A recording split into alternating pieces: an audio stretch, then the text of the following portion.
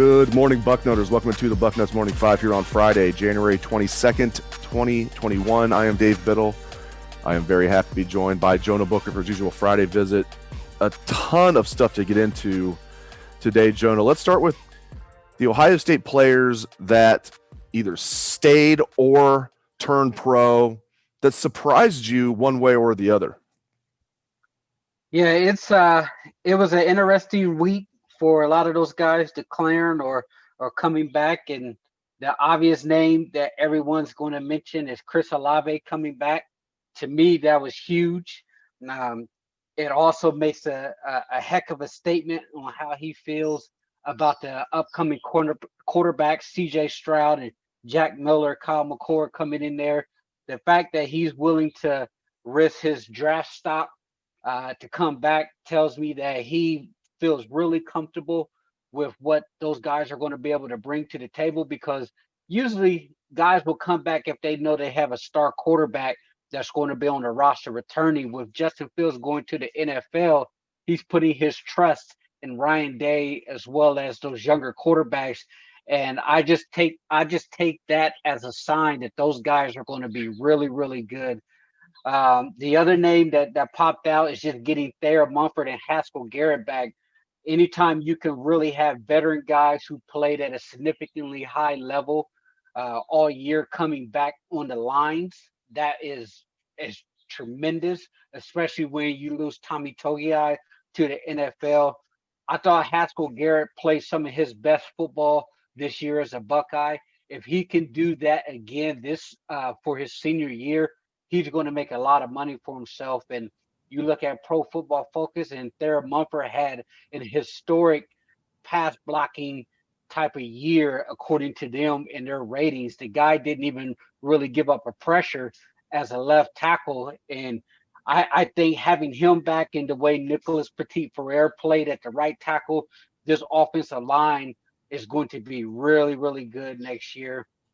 And some of the guys that declared in the Baron Brownies and the Pete Warners, those guys obviously have paid their dues for Ohio State. You wish them nothing but the best on their career. They've been here, it seems like, 6 or 7 years. Those guys deserve to get a crack at the bat at the NFL to see if they can make a living out of it.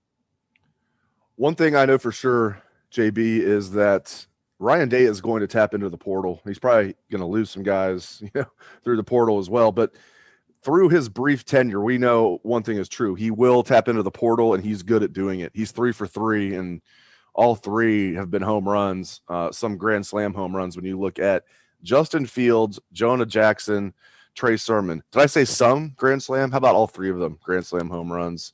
9th inning, down 3, 2 outs, Grand Slam home runs, all 3 of them. So now, are they going to get guys like that this offseason? Who knows? I have no doubt in my mind. I don't know who it's going to be, but I have no doubt that they're going to get a guy or 2 in the portal to fill some holes. And they're probably going to lose some guys too. Just what's your thoughts on what might transpire in the portal this offseason? Yeah, right now, the way things are standing, the NCAA transfer portal is NFL free agency on steroids, because I've been just kind of keeping tabs on it. And I say probably about a week and a half ago, you had over 1,000 kids across college football in the portal. So there's some talent there. The thing with Ohio State is they're going to be very selective. If it's a guy that they're going to target, he has to be someone that they feel that's going to play significant minutes here. And the position that I will absolutely be looking in the portal for is defensive backs, cornerbacks, a few safety or 2 if you can find it. But the most important is cornerback, because that was somewhat of our Achilles heel. Probably the weakest link on this team this past year. If you can find a veteran to help mentor some of these younger guys, and a guy that can get in there and play some meaningful snaps, I will absolutely do it. Now, with that being said, expect Ohio State to lose some guys on the flip side, as you mentioned, because there's a lot of guys on the Ohio State roster that may not see playing time here, but they can see meaningful minutes if they went elsewhere. I mean, you look at Jalen Gill at Boston College, he wouldn't play here, and he had a really solid season with Jeff Hafley at Boston College, and And you look at Brendan White. He's a starting safety over at Rutgers with Greg Schiano, and he had a really fantastic year there. So these guys can play. Isaiah Pryor, he played at Notre Dame. It's just they may not get the opportunity here because if you look at some of the younger talent that's coming in, they're going to push those guys to the brink. And if you're starting to creep up there in age, the time is now to decide if I want to stay here within the program or if I want to go find other opportunities where I can play right away. And programming note out there, Bucknutters, we will get a chance to interview Ryan Day this morning, 9:30 a.m. Eastern. So first time Ryan Day has conducted any interviews since the national championship game, the post game. So if you're listening to this show past 10:30, our story is probably already on the site. We're going to have video, a story on what Ryan Day says today.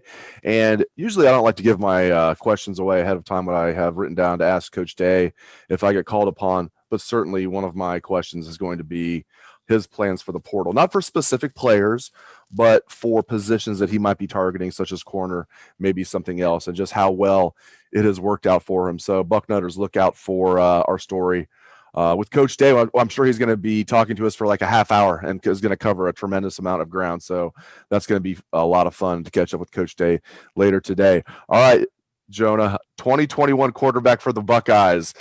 Who will it be, and how do you think they will do? Yeah, I still believe that CJ Stroud will be the guy. He brings an element to the game with his legs. You saw the run that he had up against Michigan State. I think he brings a higher ceiling than the guys that they have on the roster with Jack Miller. And I just think it's going to be too much to ask for Kyle McCord to come in as a true freshman, even though he just hit campus, and so he's going to be able to participate in spring football. To me, I need to see CJ Stroud get bigger though. If you look at some of those hits and some of those thumps that Justin Fields took, and he's a big meaty guy. CJ Stroud is a very thin guy. He has tremendous accuracy with the football. He's going to be well protected with the offensive line. I think the rushing attack this next year is going to be solid. You have the help is on the way when it comes to Travion Henderson, Evan Pryor, Mayan Meatball Williams. He showed that he can absolutely ball out. And then you have the veteran guy in Trey Sermon. So you have a lot of guys in the backfield, and having all, 7, 8 of your wide receivers who caught a football all coming back next year will definitely help a younger quarterback. But I'm very open to the quarterback competition. I'm sure they're going to have it. Jack Miller is not a slouch by any means. He comes from Chaparral High School out here where I'm at, and anyone would tell you in the Valley if he wouldn't have gotten hurt throughout his high school career, he was going to be one of the top quarterbacks in the country. And early on in the season, he was the first quarterback to go in, and then later on as they progressed, it was CJ Stroud anytime the second string quarterback came in. So I just hope that they can get a full spring season because they were cut short this past year. And I think that stunted those younger guys' growth when you're not able to get those spring football reps, because usually that's when they really take that next step. It's going to be imperative that they're able to get those reps this year if COVID allows it to happen. So looking at corner, your position from your former playing days at Ohio University, let's look at corner. Thank goodness Sevyn Banks is coming back. I laugh at when people say, make fun of him for announcing that. I remember people making fun of Damon Arnett for announcing he was coming back. And Damon Arnett was planning on turning pro till Ryan Day and the staff sat down with him and told him, yeah, you could go. You could be maybe a 6th round pick. And yeah, I mean, you make a roster, but if you come back, maybe you could work yourself into being, a second day draft pick, a 2nd or 3rd rounder, or if something crazy happens, you could be a 1st rounder. Look what happened. Damon Arnett's a 1st rounder. And I think Sevyn Banks' ceiling is even higher than that. I don't know if he'll be a 1st rounder, but when I see people make fun of that, I just laugh. And it's a tradition at Ohio State for fans to kind of underrate corners, and then all of a sudden the light turns on for them and they're like a first round corner. Garyon Conley is an example of that during the national championship season. People thought he sucked.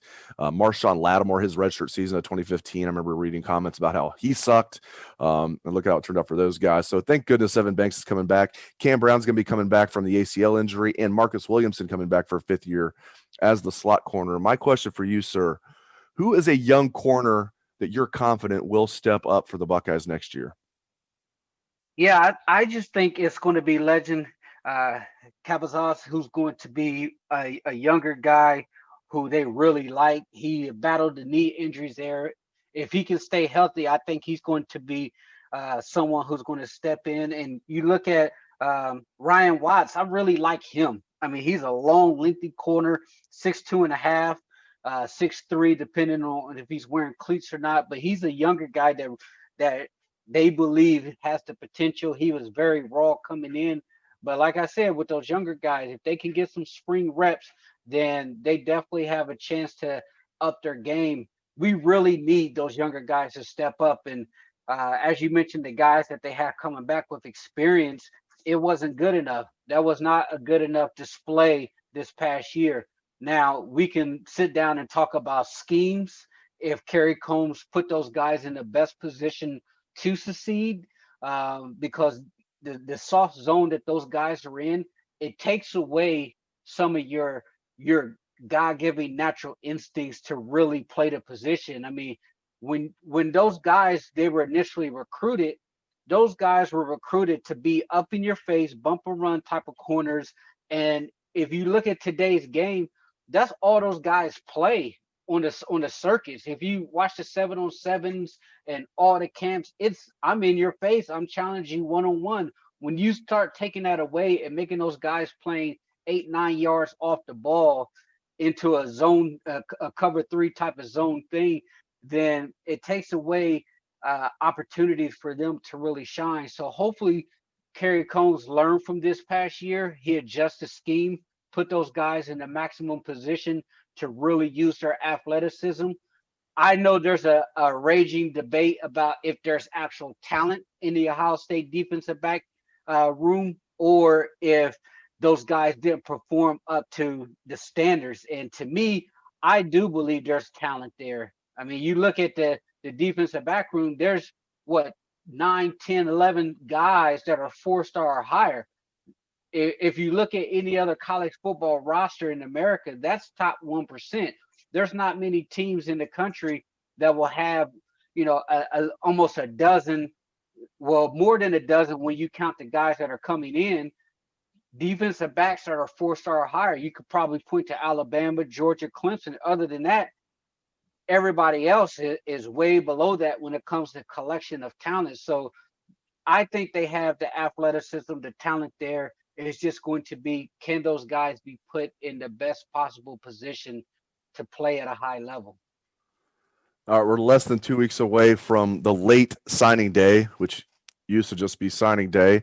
I'm curious to get your thoughts on the two guys we're all looking at. Rajon Davis, JT Tuimoloau. What do you think ends up happening with both those guys, JBook?